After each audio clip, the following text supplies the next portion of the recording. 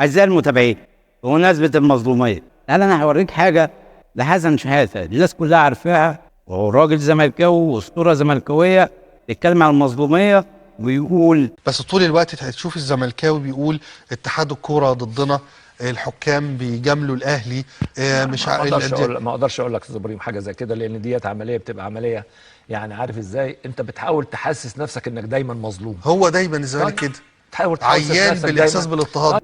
إزاي بيعلموا الأجيال إن هو دايما يحس إن هو مظلوم. طبعا الكلام دوت علشان يتحججوا بيه ويبرروا بيه فشلهم. طب حسن شحاتة المكروه عشان بيقول الحق للزملكاوية. نشوف رأي الكابتن ميدو في موضوع المظلومية ده.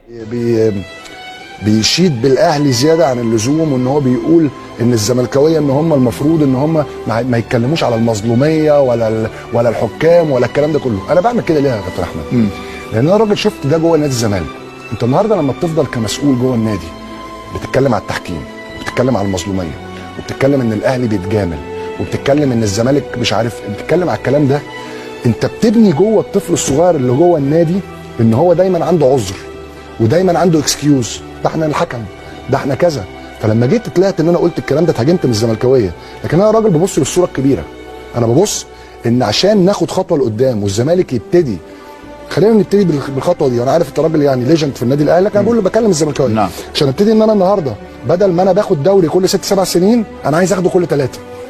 عشان اعمل كده لازم اغير عقليه. أيوة. لازم ان انا ما افكرش في ان حد بيتجامل، لا انا لازم انتوا ماشي اخد دي ان هي تبقى البنزين بتاعي. نعم. ماشي ان حد بيتجامل انا بتظلم، اخدها ان انا لازم ابقى اجمد من منافس المباشر بتاعي الاهلي بكتير عشان اقدر ان انا اقرب منه. وده اللي فيرجسون عمله في مانشستر يونايتد لما مسكه، لما كان ليفربول واخد الدوري اكتر منه ب 21 مره. ب 21 مره مزبوط. اشتغل ان هو يقرب الجاب ويقرب المسافه. الناس ممكن تقول عليها مجنون، ميدو انت مجنون، انت ايه اللي انت بتفكر فيه؟ لكن انا فعلا شايف ان طول ما الناس جوه نادي الزمالك بتفكر في المظلوميه وناقلين الكلام ده للجماهير.